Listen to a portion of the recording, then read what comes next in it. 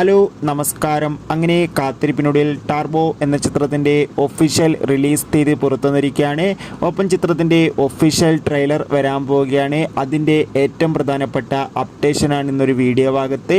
വീഡിയോയിൽ മുൻപ് video like ചെയ്യുക, ചാനൽ സബ്സ്ക്രൈബ് ചെയ്യാൻ വേണ്ടി ശ്രമിക്കുക. വൈശാഖിൻ്റെ സംവിധാനത്തിൽ മമ്മൂട്ടി നായകനായിട്ട് വരാനിരിക്കുന്ന ചിത്രമാണ് ടർബോ. എല്ലാ സിനിമാ പ്രേമികളും ഒരേപോലെയാണ് ചിത്രത്തിൻ്റെ ഓരോ അപ്ഡേഷനും അറിയാൻ വേണ്ടി കാത്തിരുന്നത്. ചിത്രത്തിൻ്റെ official first look poster, second look പോസ്റ്ററിനൊക്കെ അതിഗംഭീരമായ അഭിപ്രായം തന്നെ സ്വന്തമാക്കാൻ വേണ്ടി സാധിച്ചിട്ടുണ്ടായിരുന്നു.